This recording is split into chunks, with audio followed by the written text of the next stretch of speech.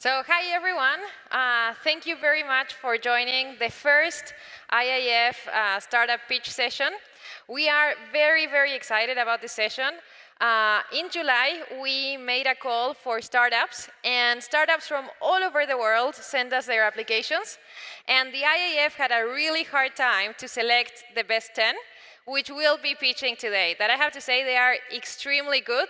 So I don't envy the job that the judges have, because I think it's going to be really difficult to pick the winner.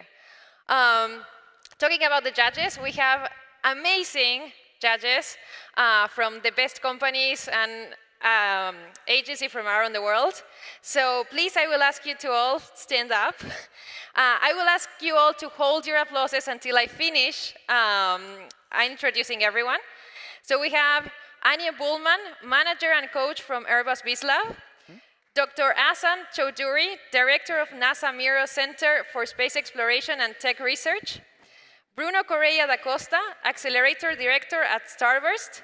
Jonathan Hang, president of Singapore Space and Technology Association. Dr. Rolf Janowski, director of pre-development at OHB. Michael Lohnert, investing director of Boeing Horizon X Ventures. Gary Martin, senior advisor of Luxembourg Ministry of Economy and Luxembourg Space Agency. Chris Moran, vice president of corporate development and executive director and general manager of Lockheed Martin Ventures. Gregory Pradels, CEO of New Space Factory. And Dr. Thomas Nitsch, director of federal and governmental programs at Bowling Green State University. Please give a round of applause to all our great judges.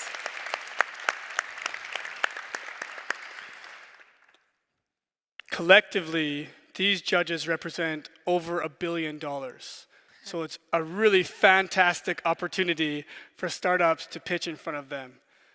The startups today are going to get a really fantastic prize. So the winner of the startup pitch competition this year is going to get an exclusive coaching session from Airbus BizLab and Boeing Horizon X Ventures.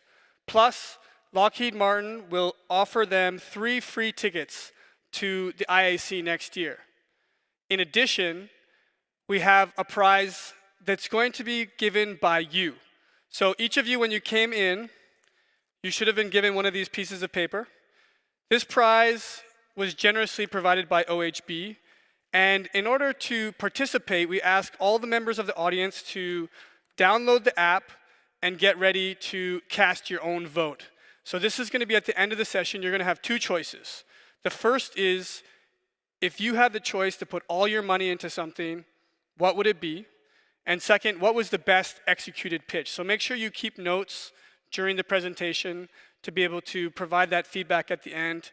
And OHB is going to be providing some consulting advice about your company, plus 300 euros transportation to OHB to get that transportation. So to get that advice, so please, let's thank OHB.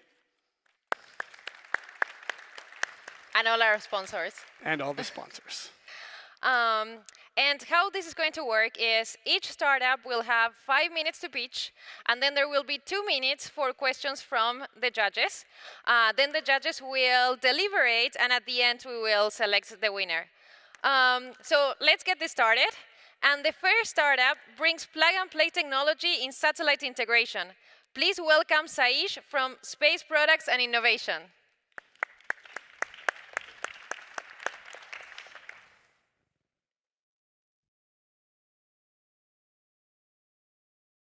And I represent Space Innovation.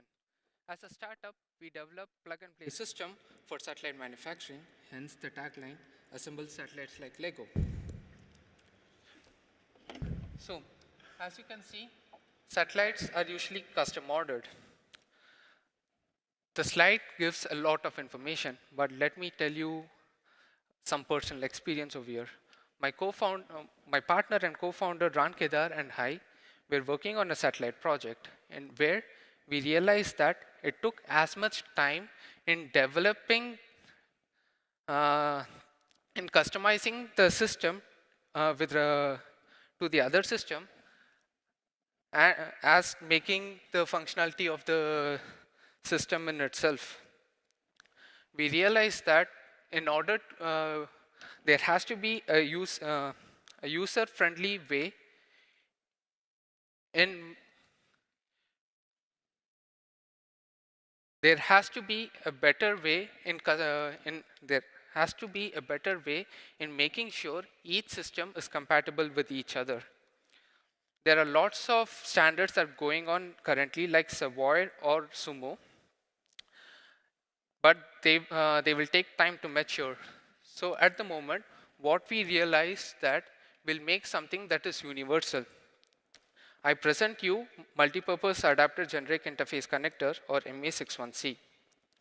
It houses all the protocols that is commonly used in the European market: SpaceWire, I2C, CAN, UART, and Milbus. We put in a plug and play functionality in it, which also gives automatic device recognition. So how we plan to implement this is, if you have two systems that's not compatible with each other, this becomes more as a hardware/software interface between them, helping an easier conversion of data and giving automatic device recognition. So we realized that having a universal adapter in the middle can lead to a much more generic design. And also, it can help in simplifying AIT and also in reduction in customization. So there are basically three versions at the moment. We have the MA61C as an EGSC tool, which can be used during the AIT. And then we have a space qualified version, which will be released next year. The space qualified version is, we hope to make it act as a data node between two different subsystems, or between a subsystem and an onboard computer. And the third is the spacecraft 2.0, which is still a work in progress. We plan to implement some wireless protocols in it.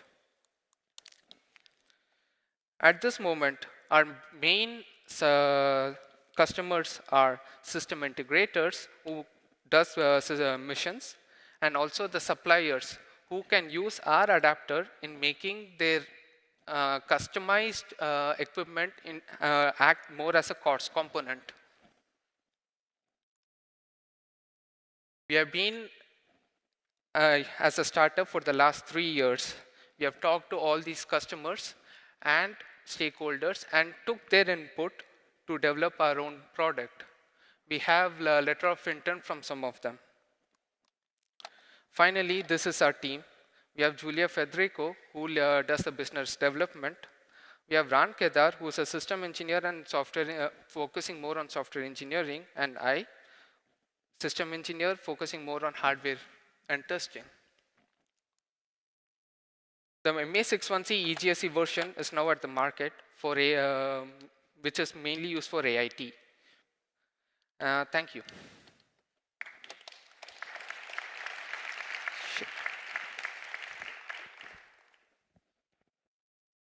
So great job. And now we're taking questions from the judges. Anyone that wants to start? And judges, please remember you have 2 minutes for your questions. Rolf, do you want to start? Okay. Can you hear me? Yes. Yes, you have addressed the problem, which is really a serious problem, the long duration time of designing a satellite, but it's sometimes also driven by the availability of components. If you order today a component, you get it in 2 years from now. What's your solution for that? If I order 10 components, if you order today any component or some specific components, yes, it will be delivered in 2 years from now. So this is a major part of the time you need. The supply chain is slow. You need have long lead times. Yes. How can you solve that problem? I think a major part of this is based on customization, right? If you're trying, if we fit our part into a component, we are trying to make it available more as a COTS equipment, which can be used for all data protocols that I've just mentioned. So I'm sure the lead time will be smaller. Gregory, I think you had. So thank you for the presentation, and I agree that is a real problem, the lead time to build a satellite, and you address a real problem, which is the connection between all the box within a satellite. Now you have other competitors, so my question is, what is your key asset regarding your competitors? Like, for instance, those proposing Wi-Fi instead of traditional connection using CAN and other The interfaces. key asset, Hassan? What is your key asset regarding your competitors? For Okay. instance, there are some companies proposing to use Wi-Fi instead Yes. of traditional connections. Yeah. So at this point, we are not specific to a single protocol, right? We plan to, we did market research for about a year, trying to find out all the different protocols that are used. So the key I mean, for us, it's just that if it's wireless or if it's a wired protocol or if it's spacewire or anything, if it becomes common, if it's being used commonly in the European market, we plan to implement it in our system. So that's all the questions. Thank you very much. Thank you very much. Thank you.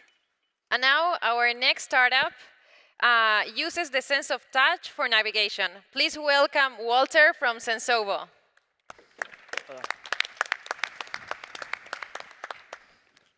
Yeah, is it working okay? Thank you very much, Victoria, for the introduction. Thanks for the organizers Good work, man. and the judges and the audience for their time. I go here. So after this nice upstream application, I want to talk downstream with you. Kyle. My name is Walter. I'm one of the co-founders of Sensovo, and we want to revolutionize the experience of personal navigation. And I want to kick this off with a question to all of you. I want you to go in your past and think about how you were navigating when you were a kid. You were navigating by the sense of touch because your parents pulled you on your hand into the direction where you needed to go. This is when you were a good kid. As a bad kid, your parents probably pulled you on your ear in the direction where you needed to go. So nowadays, we're not using our sense of touch anymore for navigation. We're looking on a display. And this works in many situations, but if you are hiking outside, there's also risk involved if you are distracted from the path that you're going on. Plus, it is quite annoying if you are in bad weather conditions. You don't want to take off your gloves to look at your display, or you don't want to deal with water on your display, or the sun is too shiny on the display, you can't see where you're going. So the solution that we came up with at Sensovo is a navigation belt. It uses the sense of touch to navigate you with vibration. So this is how it works. You are searching for a destination in our mobile phone app, or you're loading a track that you want to follow. Then we're sending the information via Bluetooth to the navigation belt. And the belt is equipped with several vibration motors around your waist. And they indicate you the direction of the vibration, of the direction. So you can feel a movement slightly to the right, to the left, or in the direction where you need to go. The app is compatible with the normal navigation apps like Google Maps, so you can also navigate to your next Tinder date, for example. So this brings many advantages with it because you have your hands free. One of them is as well that you are having this intuitive way of navigating, but it's also quite discreet. If you don't want other people to see that you're navigating, you just always know the way, and you're acting like a superhero who always knows where the path is. So we started with a B2B business. We sold this technology to a firefighting department of a big chemical industry. The firefighting commander uses it to remote control firefighters out of a smoky building. But now we want to make it available to more people, to the B2C market. And our strategy is here to start in the outdoor sector, where we're starting with the hikers, and then looking at other outdoor areas with 2 wheels, and then move on from there, while we still keep our revenue stream with the B2B markets, where like safety or in emergency situations or construction sites. So these are the bad kids here. We have a good background a big mixed background in financing and engineering. And I know 2 of them since 15 years, the other 2 since 10 years. So it's a team built on trust. So far we have successfully, we got some seed funding and we create revenue, so we could grow organically, but some extra cash is always good to grow faster, especially if we want to go into the US market in about 2 years. So we have developed all this technology. We started production. We have patented our technology, which made my grandmother very proud. Here you can see as well the technology with the vibration motors that are built in collaboration with Würth Electronics. And we partly 3D print the parts and do injection molding. We only started a small production because we recently started our beta test. So if you want to participate as a hiker and you're interested to test the technology on our webpage, you can pre-order it. We're delivering by end of October for the German market. If you're English speaking, give me a message. I will add you on the list of interested testers. Yeah, so that's so far. I'm looking forward to connect with you after the pitch. Thank you very much. Thank you. Thank you very much, Walter. Anybody who's helping to find Tinder dates deserves my vote. Yeah. So now we'll pass it over to the judges for any questions. Yes, Tom, please. What's the battery life? What was? What's the battery life? Oh, the battery life is 20 hours if you use it full time, so it would give you good more than 2 days of full usage. But this is only if you use the full all-time vibration mode. At the moment, the best mode, which we can use for a week, is whenever you need a feedback on the direction, you just tap the device and it starts to show you the direction. One more question. Do you have a measurement of efficiency effects on the route planning? Yeah. That's what we do in the beta test now. It would be if people get lost or if they find their destination, basically. Yeah, but they have a feedback in the app. We have a feedback form. So for the firefighters, is obviously it's not finding a destination. It's more showing the direction, and that's they give us feedback if it worked or not. But for this field test with hikers, we would read the feedback of them afterwards. Yeah. Chris? Can you talk about your competitors a little bit and how you might compete against an apparel company that would want to do this, like implant it in their shoes or something like that? Some of the bigger companies, yeah. So our competitors is the University of Osnabrück. They're focusing on the blind market. They're trying to get it through improvement for the medical sector. So the markets are various. There's various markets that are still open for the technology. I mean, I mentioned some of them. Warehousing is another one, for example, warehouse picking. And for the bigger companies that want to do it, like if Garmin or TomTom would like to do it, well, we have IP protected, and we are quite far with the development of the technology. So it would be probably easier for them to invest and work with us than doing it on themselves, because it took quite a while. I started in my PhD 2009, and the technology built up from there. So it's a lot of knowledge about transmitting information through the skin and other technologies in there. I'm sorry, that's all there is time for questions. Thank you very much. Thank you. Thanks, well. Thanks. The next startup is from the Netherlands and New Zealand, and it opens up the final frontier with rocket-powered drones. Please welcome Tobias from Dawn Aerospace. Thank you very much, Victoria. My name is Tobias Knoop from Dawn Aerospace, and we are revolutionizing the way we access space by a radically reusable launch vehicle and launch architecture. So space is growing. The overall industry, as we see in this great conference, there's a lot of activity happening. However, there's still one major bottleneck, specifically looking at innovative solutions that are looking at getting their hardware actually to space, specifically the launch segment. So we're looking at 3 major aspects of this. It is really expensive, especially if you look at the smaller end of satellites, small satellites. The per kilogram price is getting, the smaller your satellite, the more expensive per kilogram it gets. It's rather infrequent. If you book a launch, it can take months up to years, to the point where you actually have your hardware in space. And of course, as you cluster more and more payloads into one rocket, it gets more and more interdependent, and scheduling becomes more and more an issue. Dawn Aerospace's solution is a rocket-powered high-speed UAV solution that utilizes a reusable first-stage booster that has a horizontal takeoff, releases an upper stage, which brings the satellite into space, and then the upper stage comes back, glides back to the launch site, and is instantly reusable through a gas-and-go thing. So we're not talking about reusability in the sense of the space shuttle, which was taken to bits after every flight.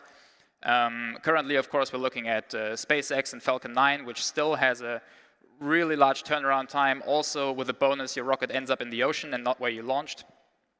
So these are all issues we want to address with this kind of system. Of course, this is not an easy feat, so we've put together an enthusiastic and capable team from all around the globe, which has significant experience in the aerospace field already.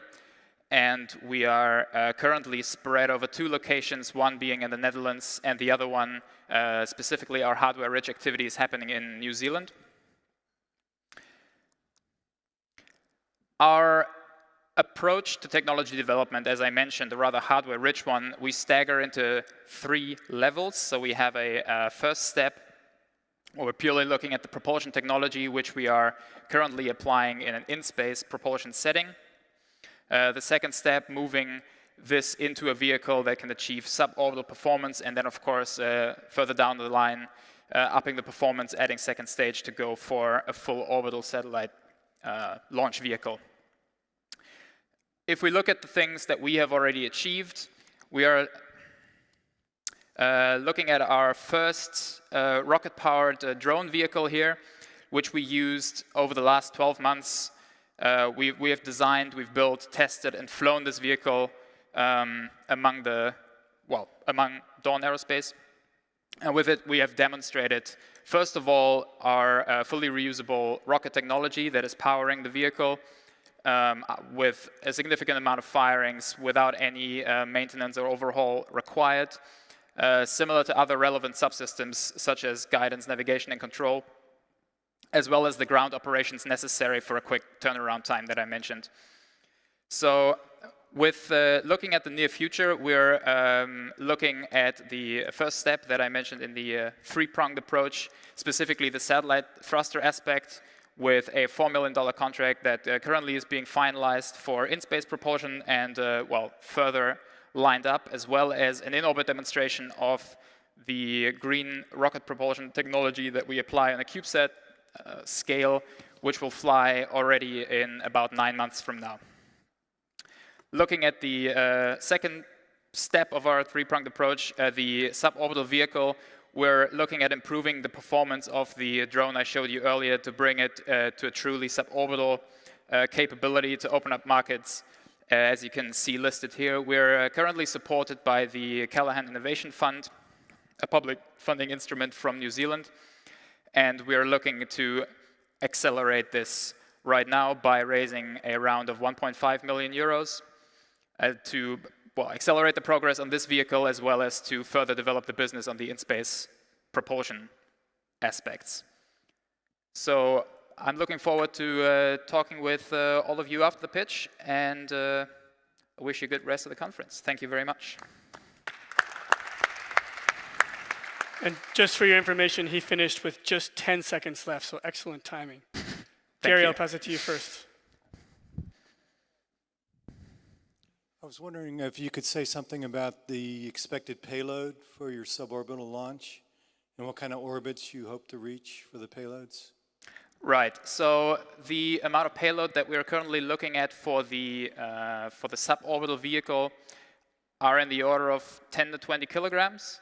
However, the primary or the first flights of it will serve purely the R&D purpose of getting the internal development of the technology right.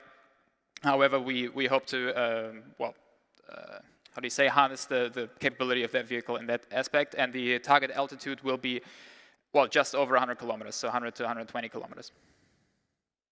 Now? Thank you. Thank you for this presentation. A question regarding step one. What would be the primary use of your thruster for satellites? Would be disposal or orbit control? Excuse me, could you repeat? What would be the primary use of your chemical thruster for your satellites? Right.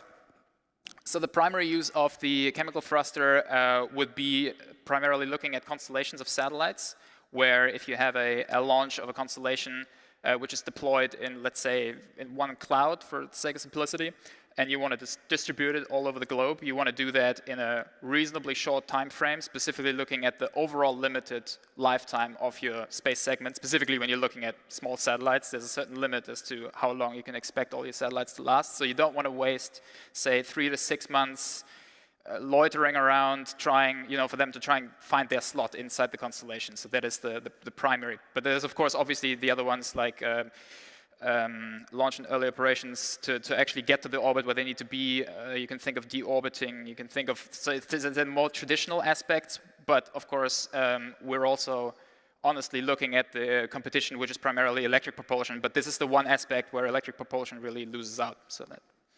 So land launch, sea launch, balloon launch, and now drone launch. Thank you very much. Thank you. The next startup is connecting aircraft and connecting the world. Please welcome Daniel from AlphaLink and Get Connected.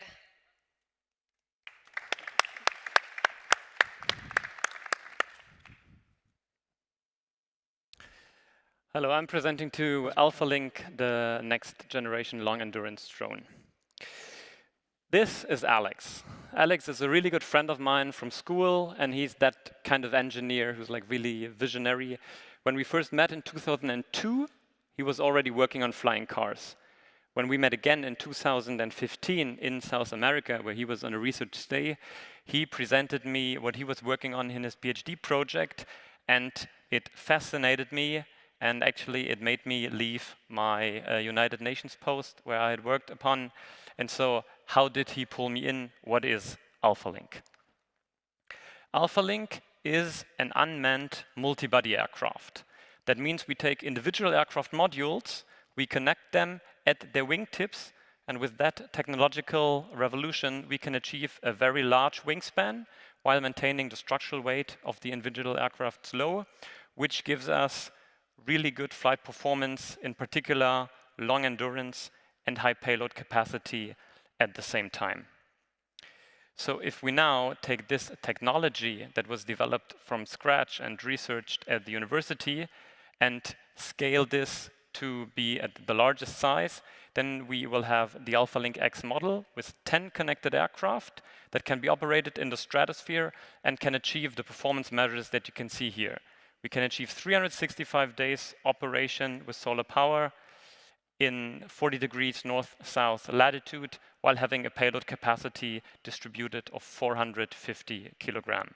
And with such kilogram payload, you can imagine that we look into different types of Earth observation tasks on the one hand and internet connectivity tasks on the other hand.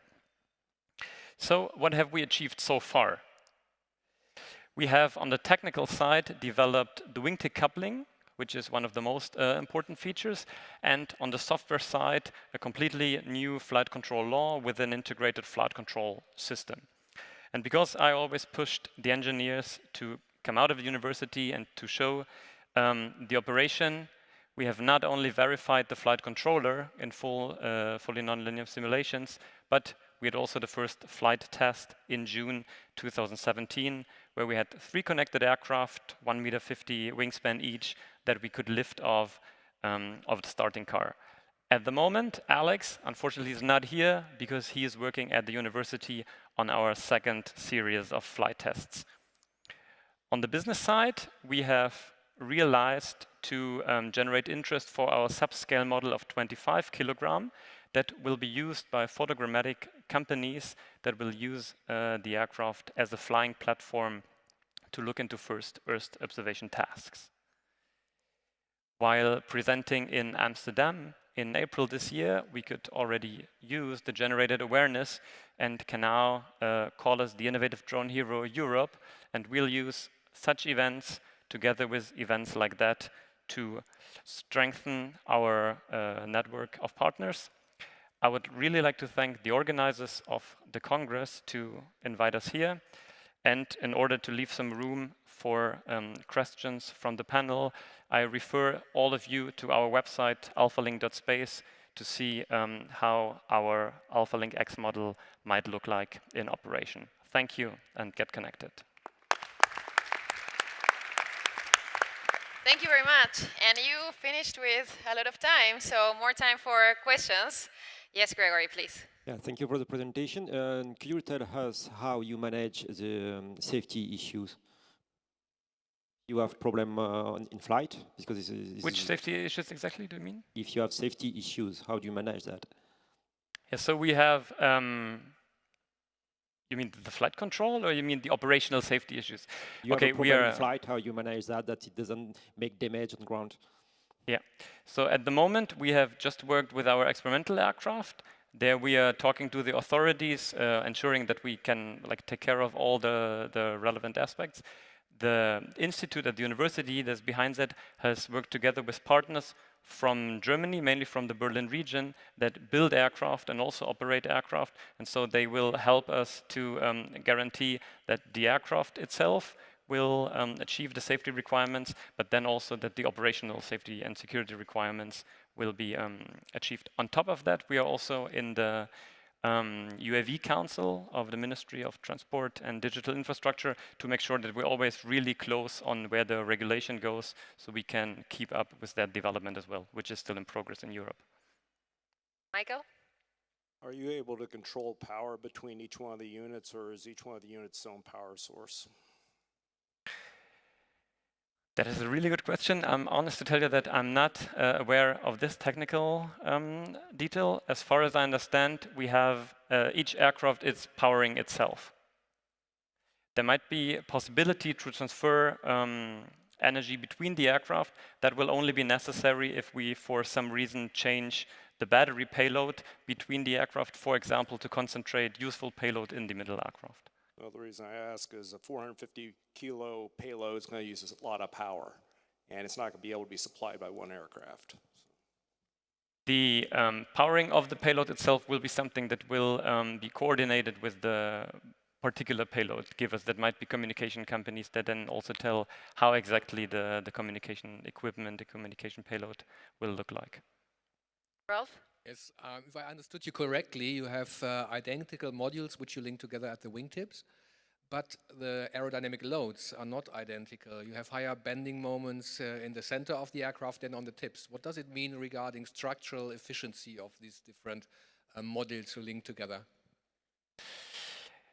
This is another question that I cannot answer in technical detail. As far as I know from the engineers, the aircraft itself are a type of conventional aircraft, so they don't have strong problems. So they will use the approaches that you already use with conventional aircraft. Regarding the formation itself, the joints are not transmitting the bending moments, which is why each aircraft is only handling its own loads. So the joints between the aircraft, they allow 2 degrees of freedom, and therefore they do not transmit the bending moments, which is also where the advantage of the aircraft comes from. So that's all for questions. Thank you very much. Okay, thank you.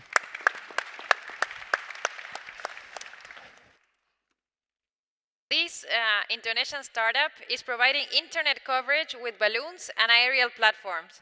Please welcome Hagerly from Incitec.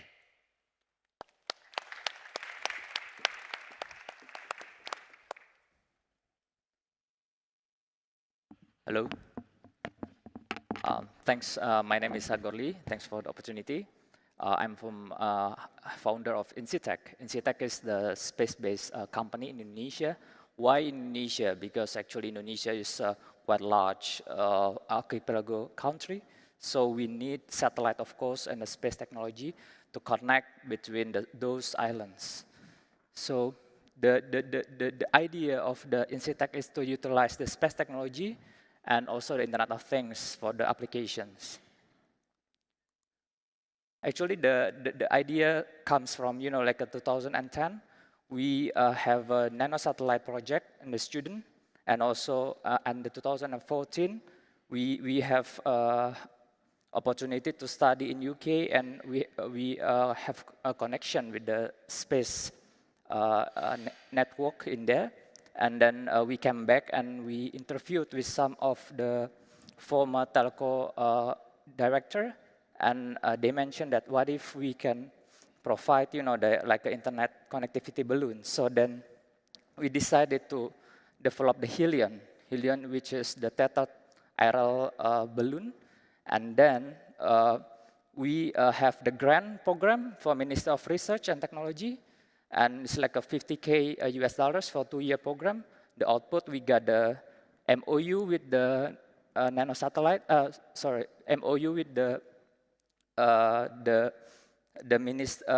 MOU with the ISPs, Indonesia service providers, and also we now are on discussion with the telco company in Indonesia for Indonesian digital shifting, because actually we would like to bundle about our technology for the vertical markets, for such as, like agriculture, for the telco, and also for the mining, because actually Indonesia is quite large in terms of, the mining and the agriculture, and even for crude palm oil company. So then we interviewed with those potential clients, big markets, and for the agriculture, for the mining, and crude palm oil. And we also have a business model with the telco, and which is the infrastructure as service. So it's like a bundle with the telcos.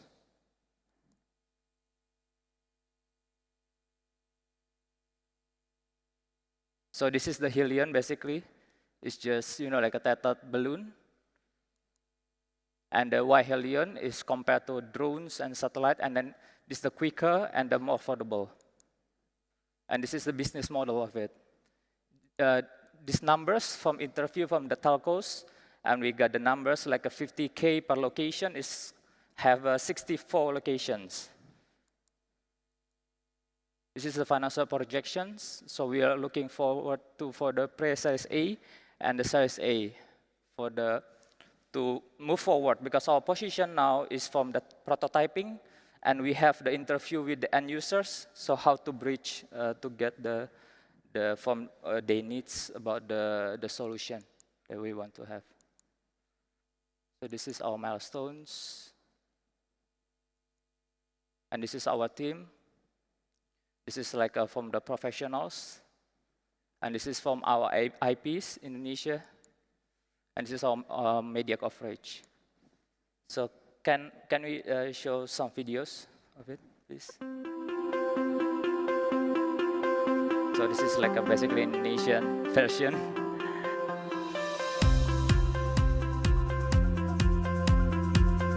It's like a meeting new friends, not only for the rural area, but also in the cities.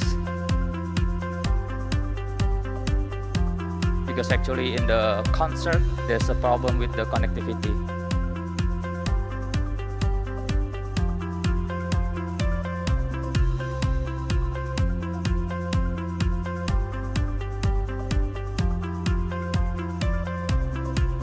Connectivity is lost in rural area, and also in the dense area. And also, Indonesia and, youth or generation likes to, like Facebook, connectivity, and social media. So we provide a solution with the Helion aerial tethered balloon. And we can communicate for long distance. And it's basically like a tower, but higher altitude, so bigger coverage, and also for mapping.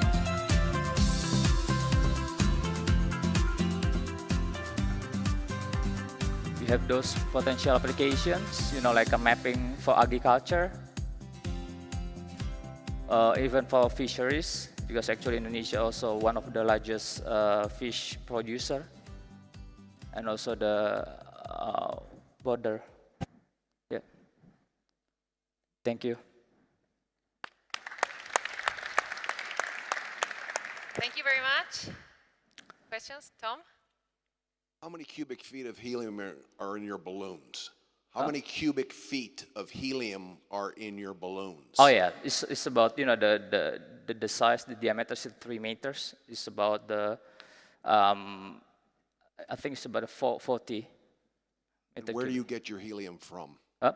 Where do you get all the helium from? Your mining application Yeah. has 2,167 Yeah, because actually balloons. we have partners from the suppliers, and also they can supply us about the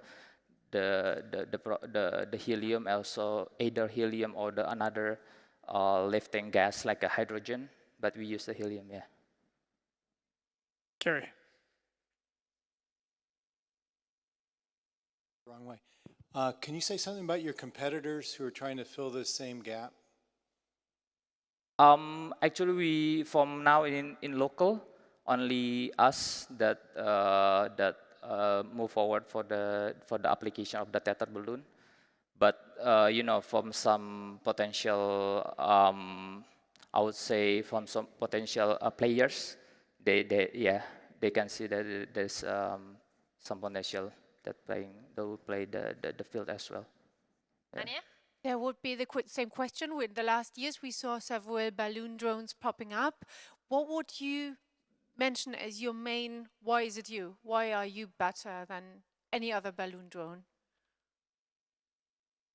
Well, our perspective, our starts from the business needs.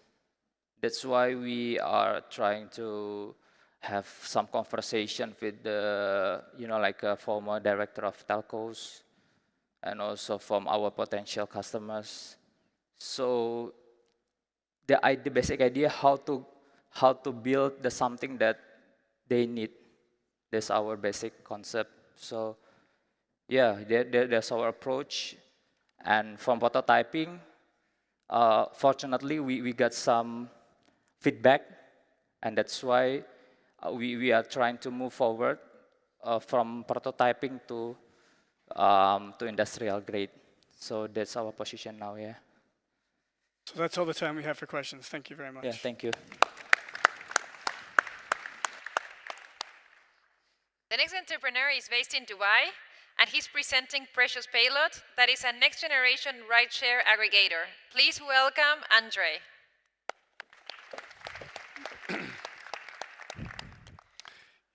Thanks for having me here. As was said, Precious Payload is a next-generation rideshare launch aggregator, and we're building our products for the age of mega constellations and venture-class rockets. We believe that rideshare is still going to remain the main way to launch a small satellite to the orbit. And I think it's really important to adopt this business model and to change it to reflect the current market conditions.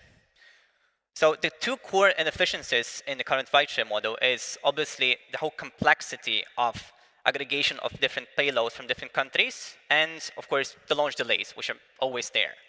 So we think that there's a market niche for global freight forwarder which will make this whole model of aggregation much more efficient.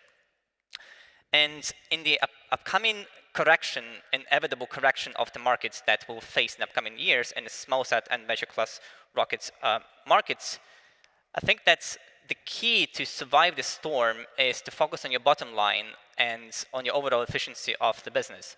For launch site, it means focusing on increasing your load factor of your rockets and at the same time reducing the amount of launches to the absolutely necessary minimum.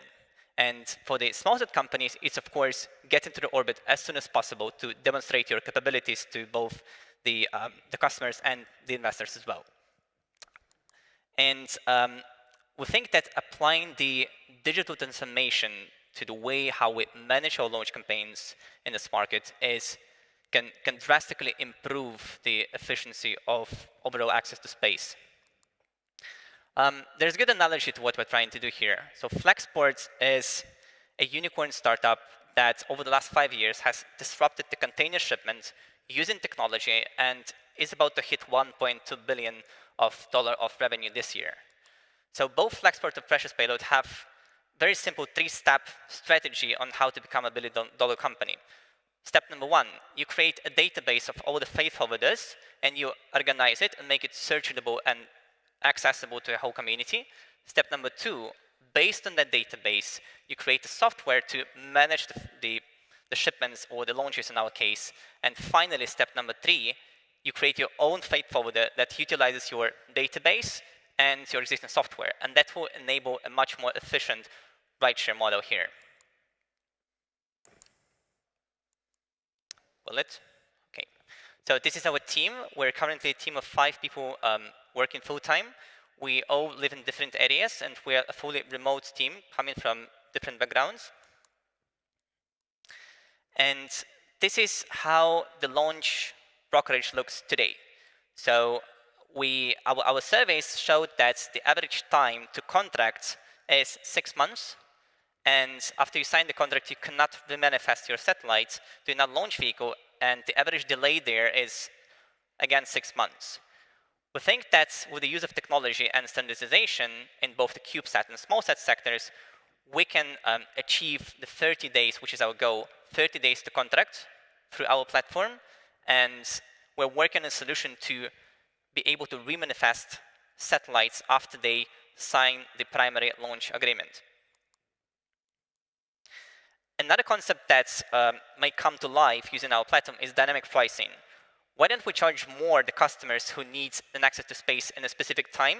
And then why don't we let launch operators reduce the prices and give discounts the closer launch date gets?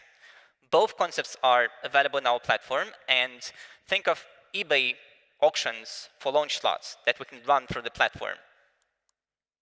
This is the profit pool of the current launch of SmallSats. As you can see, the majority of this work is being done today by the traditional launch operators and brokers, and this is not their core business. So their core business is building the rockets and integrating the spacecraft to the rocket and basically launching it. They don't do the rest of the stuff efficiently. So we want to concentrate on all the other stuff, meaning that our core product is launch procurement and currently insurance. And we won't touch the hardware. That will lead us to grow like a software and become a global freight forwarder. So our business model, keeping the game of analogies, is currently Craigslist for space launches, where people just add their data to the database. Then we upgrade it to the Expedia for space launches. And then finally, we'll get to the point where we can call ourselves a Flexport of space launches, when we will have our global fleet of, again, slots and rockets from different launch operators. The roadmap here shows our development for the platform itself, the rockets and satellites. Again, the milestones are given there in the bottom for the satellites. And finally, we were able to, in the last 6 months, we were able to create a minimum viable product, roll it out to the market, get to the first 150K of revenue, and we iterate fast. We grow really fast like a software, and we mitigate risks by getting to revenue early, which is not the case with the other space startups, especially in the launch industry. And I'm ready to answer your questions. The frequently asked ones are on the screen. Thank you very much. So since you went about 1 minute over time, there's only going to be about time for one question. So who would like to ask a question?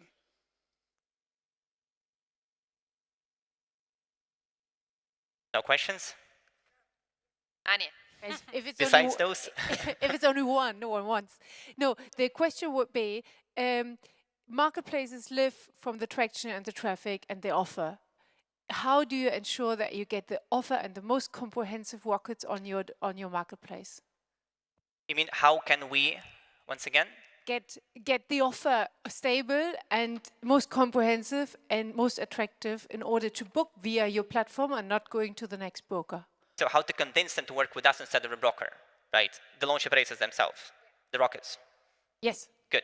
So the rocket, if you see that all the new venture class rockets, they try to make the integration and the sales directly with the customer. They exclude the brokers from the equation. There's a reason for that, because the brokers, they will not sell only your launches. Your customer will compete internally within the ecosystem of the broker with all the different launch operators. And this is what makes rockets so unhappy about working exclusively with the brokers. So we think that in the future, down the road, brokers will remain as integrators because this is their core business.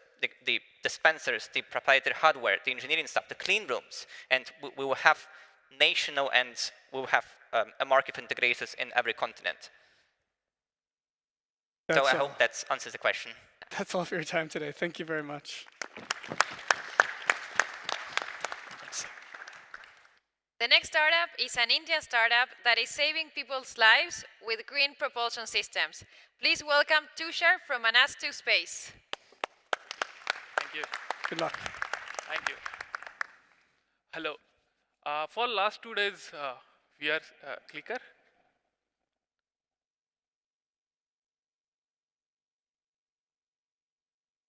For last 2 days, we are seeing how space is changing and how people are helping people solve problems from social economical background and as well as much as to cure the cancer.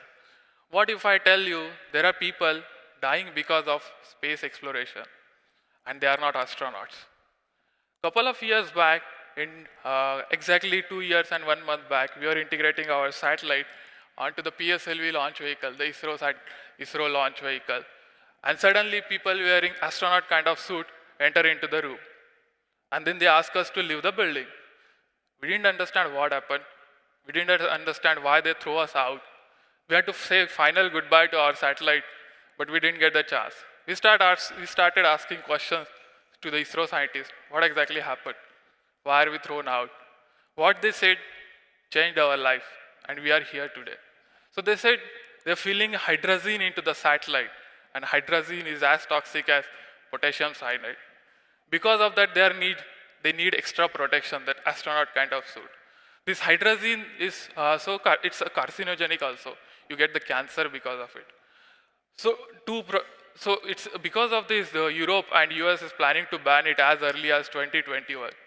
Also, the third big problem this hydrazine is facing, it has a comparatively low performance. So you need to carry more fuel into the satellite. So the satellite becomes big, launch cost increases.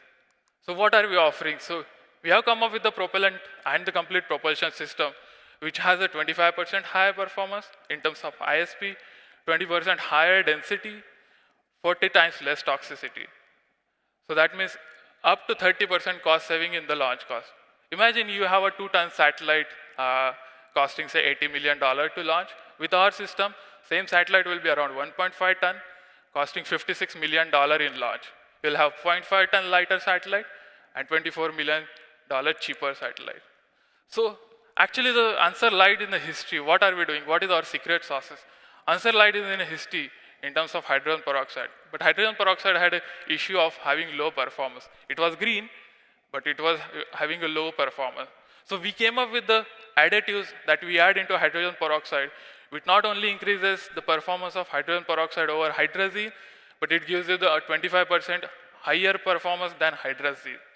So currently we have figured out the propellant formulation, the combustion chamber design. Every fuel has a new combustion chamber. So combustion chamber design and the catalyst that we are working on. So this is the preliminary testing that we are doing in the lab. So what have you achieved? We have achieved around 200-second performance. So our target is to go to 270-second performance using the, currently we are using 50% low concentration hydrogen peroxide. We are procuring 90% hydrogen peroxide. And in next 6 months, get the technology ready. So there are obviously competitors, ADN mainly in Europe and HN mainly in US. Yes, so big advantage that we have is hydrogen peroxide was already space qualified. So our cost of propellant qualification is down. So that will directly reflect into the cost of unit cost of the system. We have a 10% better performance than both of the competitive system. And there are a few problems related to ignition. So 15,000 satellites are planned in next 6 to 9 years, around $150 billion in the satellite market, and $22.5 billion is up for the grab, because they are planning to ban hydrazine. So we have, thanks to Lockheed Martin, who is supporting us in the seed funding initially, and we are here because of them. Indian government, ISRO, they are very interested, and so we are developing with the help of them. So plan is to, in next 1 year, get the technology ready, get it to the level that we'll be able to put it into the satellite as a dummy payload, and then launch it into the space and qualify it for the TRL level. So by the time the government imposes a ban on hydrazine, we'll be ready with our system at the TRL level 9, fully matured, ready to sell it to the customers. So we are looking for 1 million funding, so 1 million funding in the seed funding for next 1 year, till we get all the testing done, thoroughly testing done with the technology that we are working currently. So we are a team of people who have worked on last 10 years in the field of space, jet engine, rocket engine, satellite building. We have a couple of professors who are supporting us from MIT in material side and as well as the combustion side. So we are on a mission to make the access to the space cheaper and safer. Do you want to join us? Thank you. Some pretty good timing. You just went over about 30 seconds, so we have about 2 questions that can be asked. Please. Yes, sir. This is going to be a bit technical question. So your system is based on HTP, high test peroxide, or a mixture with other ionic liquids? So hydrogen peroxide with the few additives that are pre-added into the fuel, hydrogen peroxide. So it's a monopropellant system. So hydrogen peroxide decomposes to give oxygen, then oxygen that combusts with the additive that is added. So give it more enhanced performance than only hydrogen peroxide. So the competition in this is very serious, but I just want to have so you have solved the long-term storability problem of hydrogen peroxide in space? Sorry? Storability problem? Long-term storability of hydrogen peroxide. Yes. So actually, we were also looking for, when we started looking for this alternative, but the people worldwide, with the help of stabilizers, they have solved this problem before hydrazine came into the picture, way before in 1960s. But we lost the track in between. But now it's again emerging back. So yes, there are stabilizers who do the stability of hydrogen peroxide, and then there are a few experts we are working with them who are known for the chemistry of working with the hydrogen peroxide. Okay, so that's all we have time for questions. Thank you very much.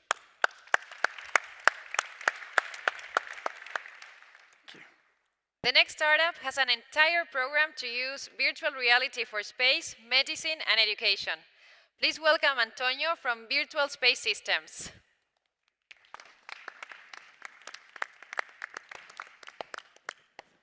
Hi to everyone. Today I would like to talk to you about multigravity.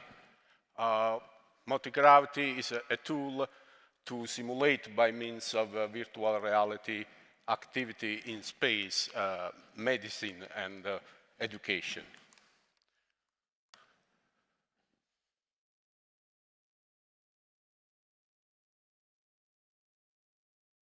The platform, this is a first version of the platform.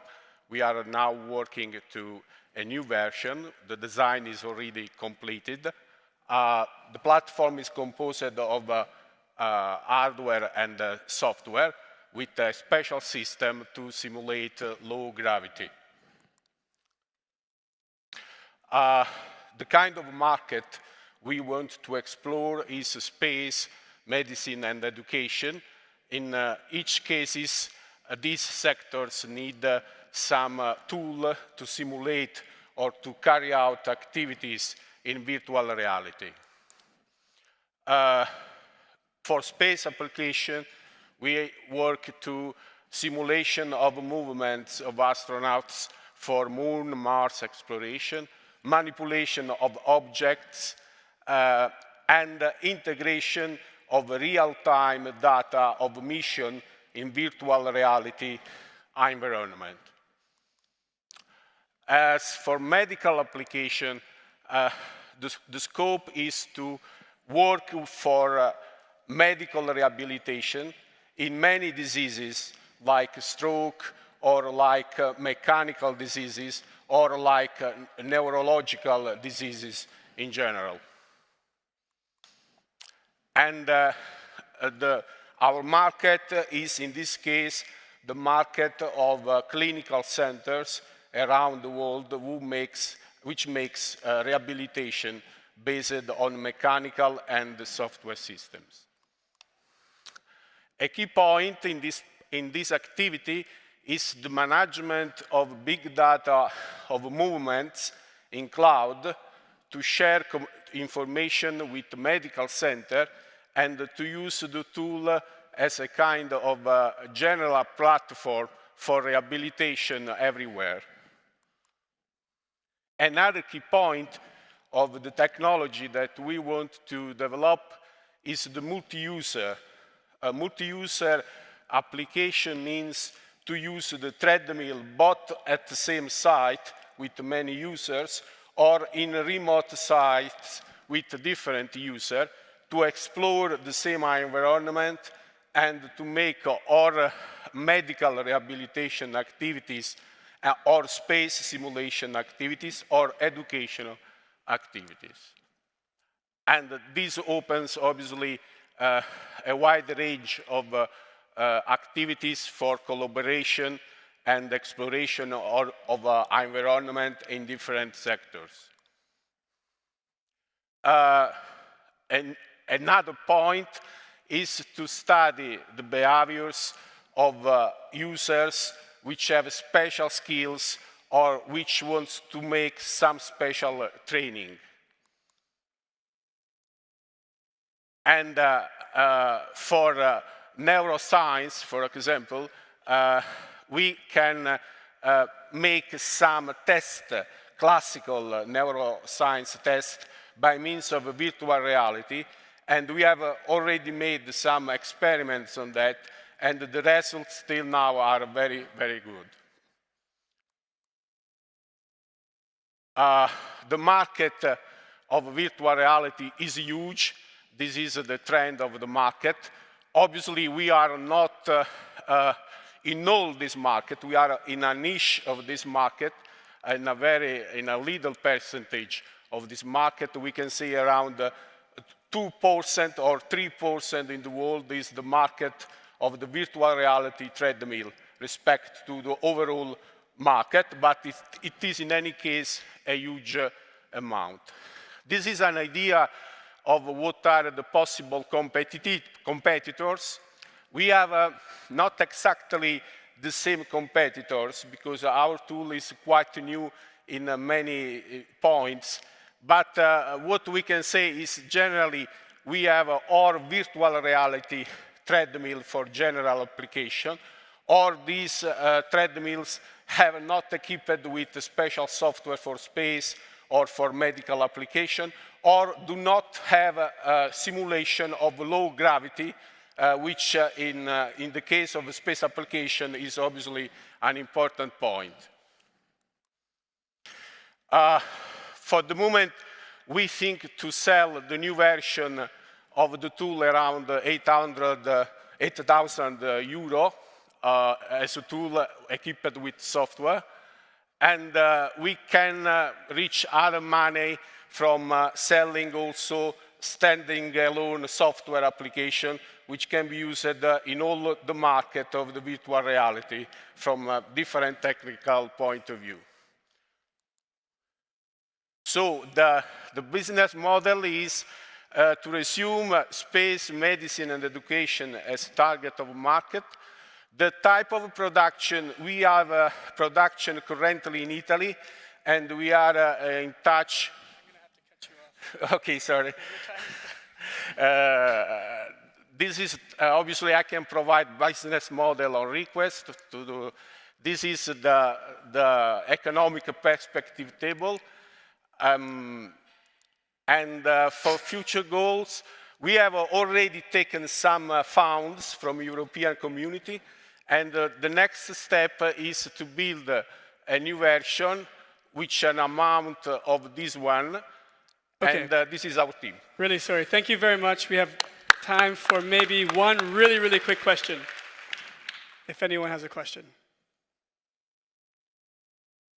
Last questions? Last chance? Okay, so thank you very Thank you. much. Very Thank you. interesting. The next startup is based in Bremen and has developed a collaborative engineering platform for engineers. Please welcome Marco from Valley Space.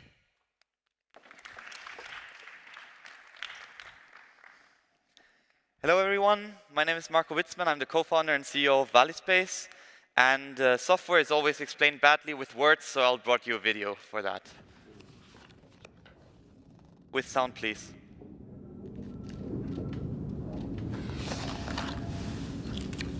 What would the final velocity of the rocket be if we change the fuel mix ratio to 4.5?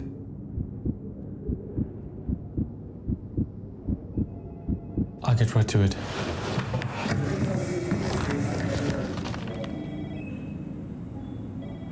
We need to find out what the final velocity would be if we change the fuel mix ratio to 4.5.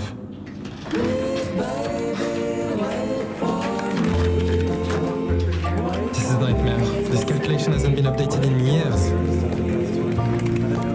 Who does even calculate in pounds per cubic foot?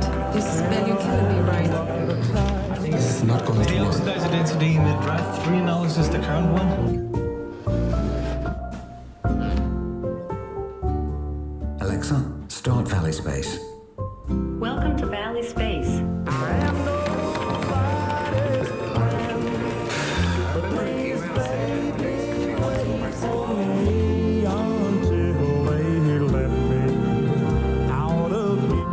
What would the final velocity of the rocket be if we change the fuel mix ratio to 4.5? The final velocity would be 14.3 kilometers per second.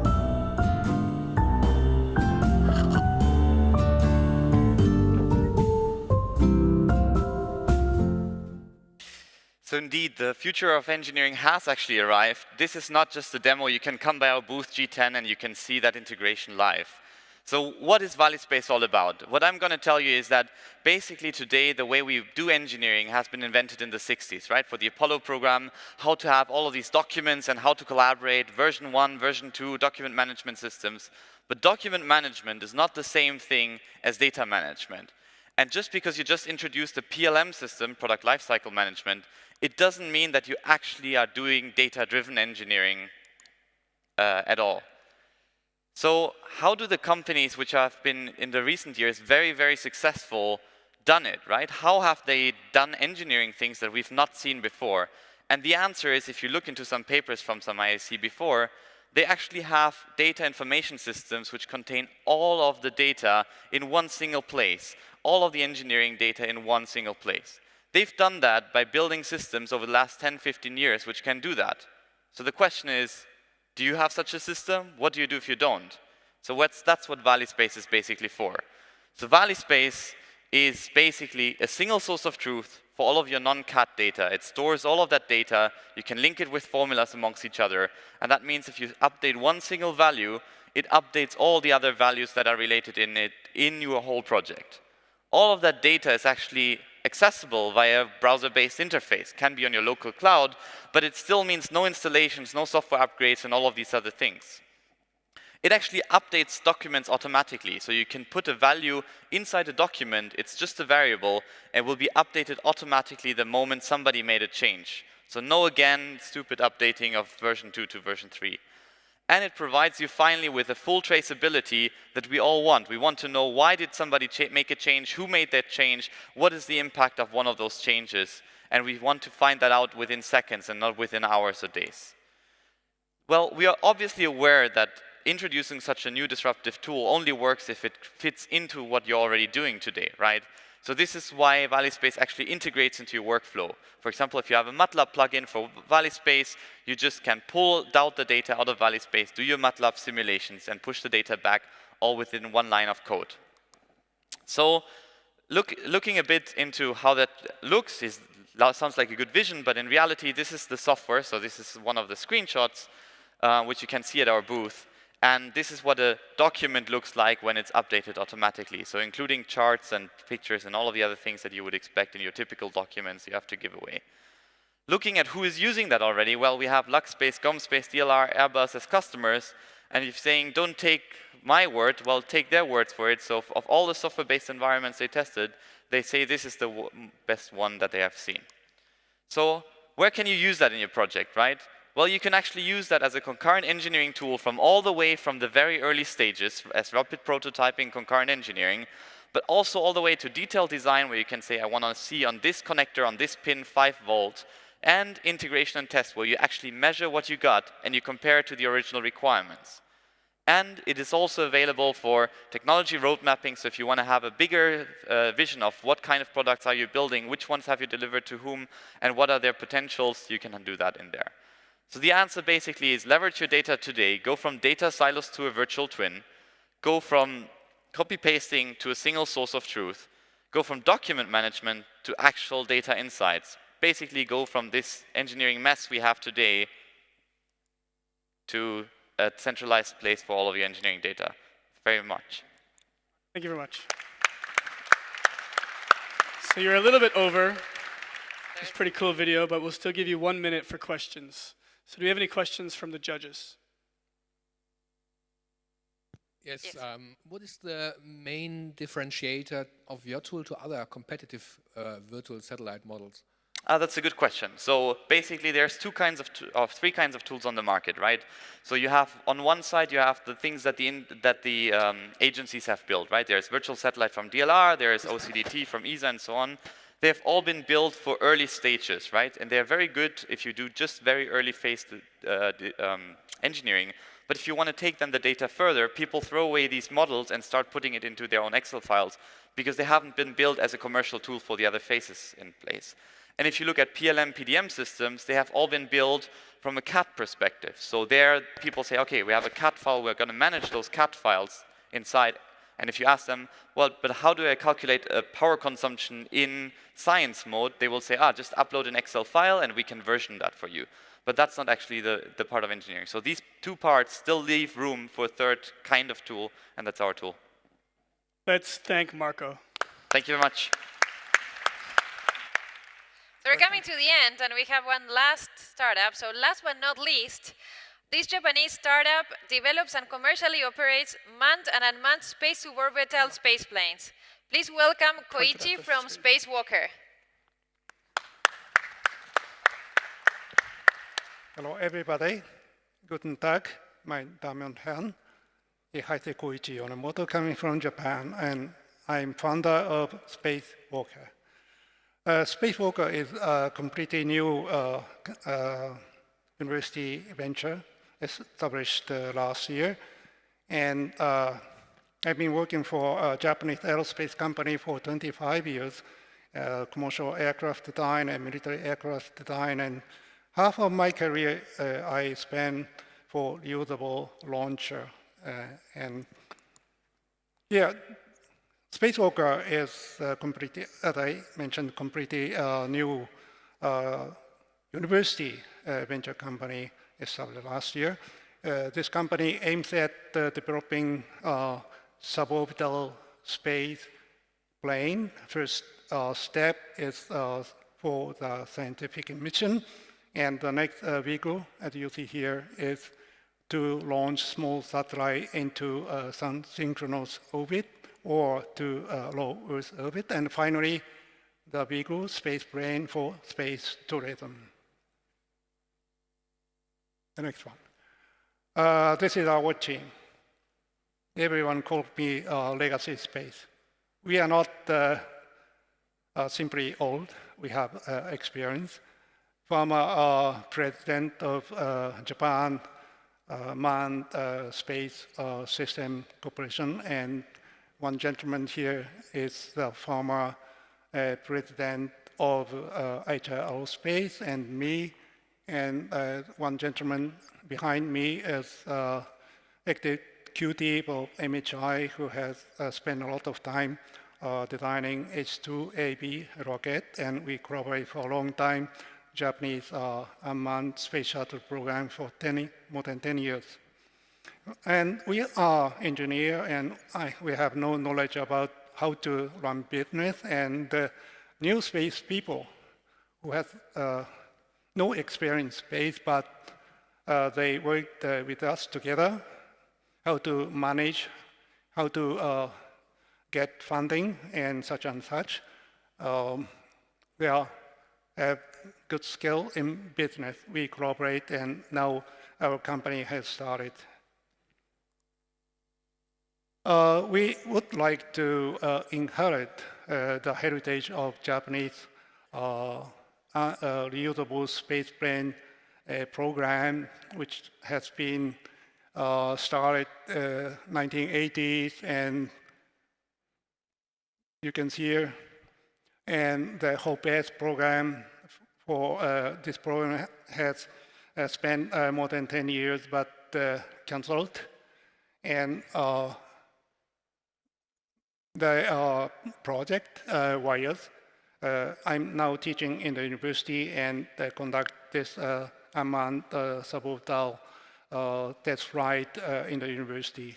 And we are going to inherit all those technology and to make it commercialization. But we have also a partnership.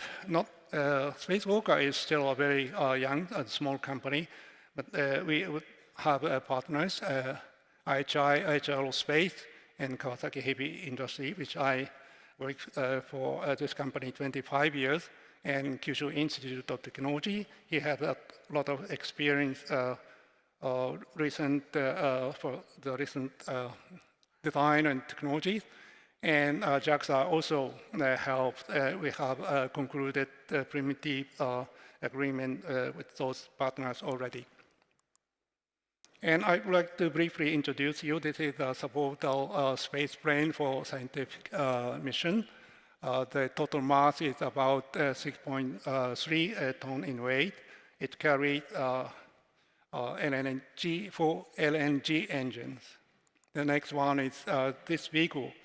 Put 100 kilogram payload into the sun-synchronous orbit. The initial weight is about 30 tons. The final vehicle, space plane, we are going to develop and operate for the service is Space Tour. And this vehicle has a weight around 19 tons. This is our proposal to the investors. Our development plan looks like this. We now do, I'm now teaching in the university, and this university conduct a small wing rocket flight experiment called WISE 14, 13, and 15. And all those technology was transferred to the spacewalker, and spacewalker will develop a suborbital space plane for a scientific research mission in the year of 2022 first. And next, small satellite launcher will have it flight test in 2024. And final, space tourism. Space plane will have its flight test in 2027 and 28. Yeah. And it is very important how the technology. Sorry, I think it's time to quit my presentation. Very sorry. Thank you very much. Thank you. Yeah. So we have 1 minute for questions. Any questions from the judges? Rolf. Yes, if nobody else. What's the number of intended reuses of this system? How often you want to fly it, and how frequently you want to fly it to have a business how case? the vehicle flight? The number of reuses per vehicle and the time, the number of flights per time period. Okay, we estimate more than 100 flights. This is a limit for the engine. If we exchange the engine, this vehicle itself can fly more than 1,000 or more, like an airplane. But the most critical reusability is currently engine. So we don't know how many, but for standard to reusability, we require the reusability more than 100. Great. Thank you very much. Thank you. So I think we can all agree that this was an amazing group of startups, incredibly diverse. As I said, we had applications from all over the world, and we could see on the 10 startups that they were focusing on different problems, and also they came from different parts of the world. And now, I would like to welcome Andrea Jaime from OHB. Hi, good afternoon, everybody. It was great to hear all these ideas. Sometimes I wonder, when did they come up with those ideas? Were they just sleeping and brilliantly thought about them? But yeah, I think they deserve a round of applause, all of them, right? Yeah. So now it's time for you, actually, to be the judges. So we gave the job to this gentleman and lady here, but now it's actually all of you down there. So you got this paper to help you track, for those who might forgot, the ones who were at the very beginning. So we give fair chance to all of the startups. So remind yourself what they were about. You just have to go to the IAF Astro app. Just go in there. You all have phones, right? Everybody has phones nowadays, so you cannot tell me you don't have a phone, right? Go in there, go into the event, and in the menu on the left top side, there is a top-down menu. You just have to put Ask Question. And there, our colleague from the IAF will start the questions. So we're going to give 2 prizes. The second one will be to the pitch that you like the most, the one that was best performed, the one you felt most inspired about. Not the best idea, maybe, but the one that was the best pitch.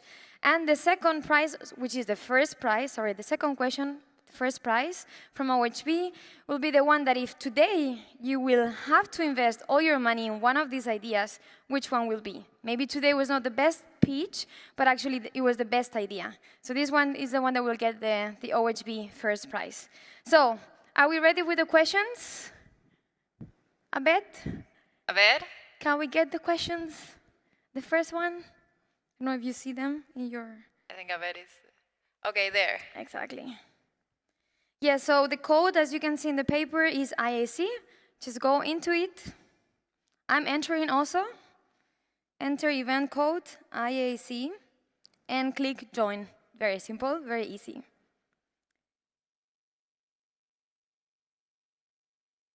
Already in? Great, so I can see the question. Can you see the question?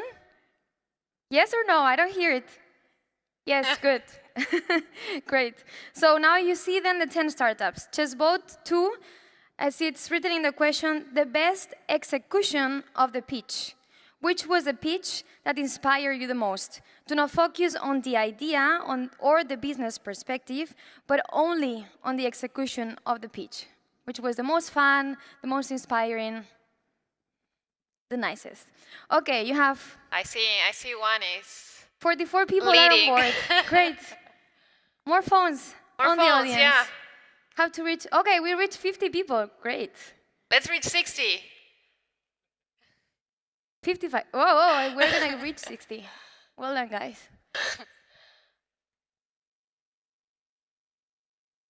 Two more, and we decide the winner. I think the percentage is already pretty high, but... One more. 60, so we have 60. So it looks like we have a second prize winner, Valley Space from, if you come up. Marco? Marco, there you go. Congratulations.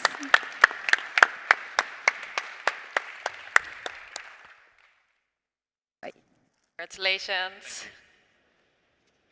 Andrea? Yes. You also win. You get a bag of nice goodies from OHB and a picture with us. One picture.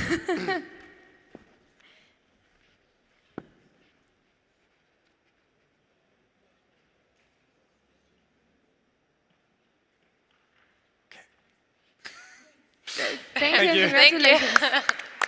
So Valley Space apparently did a great job on the pitch. Well done, Marco.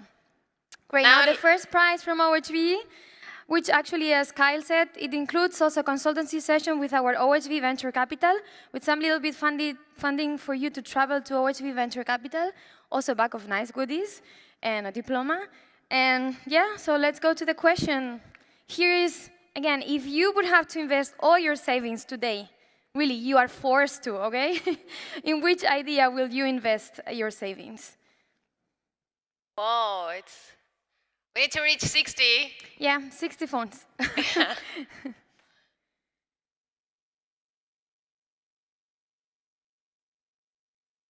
40, yes, great. 18 more. We can do it. And this is kind of tie, so come on, vote. Okay, 5 more people that voted before, they are not voting now. 4. Go, don't feel shy. Now you're putting all your investment there, all your savings, sorry. But you will get a good return on investment. We can assure you that, for sure. No risk. Okay, 2 more. 2 more phones, 1 more. Should I vote to make the 1 more?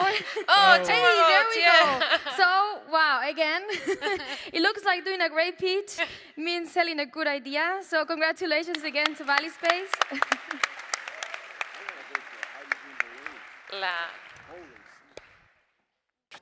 Okay, you get another bag of goodies.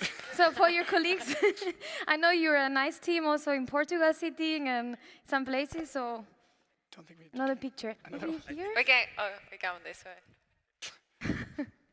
Now it says first prize, so it's different. Thank you.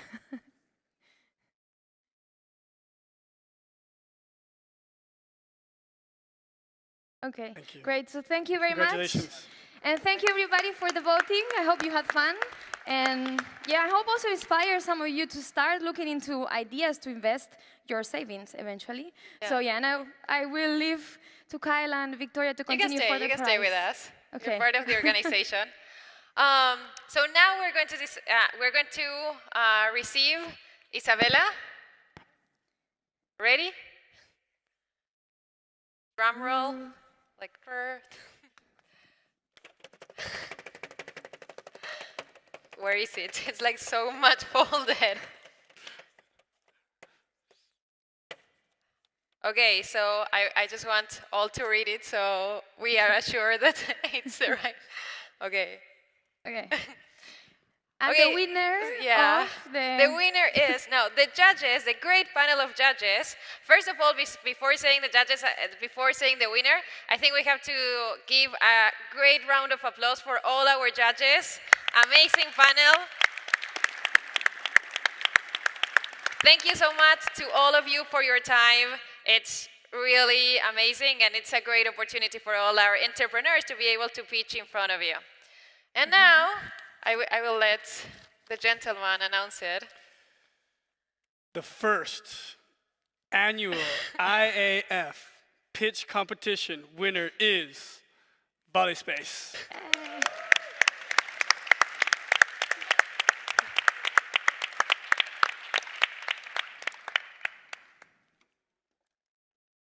And to give the award is Mary, Vice President of Lockheed, and Vice President of the IAF too. Mary, do you want to say some words? Congratulations on this first annual startup pitch event. And we were so excited when Kyle and Vic decided to plan this earlier in the year, and it's been a huge success. We're definitely going to do this again in Washington, D.C. next year on Industry Day. And as part of this prize to the first place winner, there are 3 complimentary registrations to the IAC next year on behalf of Lockheed Martin Corporation. So congratulations. Thank you so much. Thank you so much. And you to go for a picture there? Oh, yeah. Mary, if you can go too. I hope you had an extra luggage when you came to Bremen.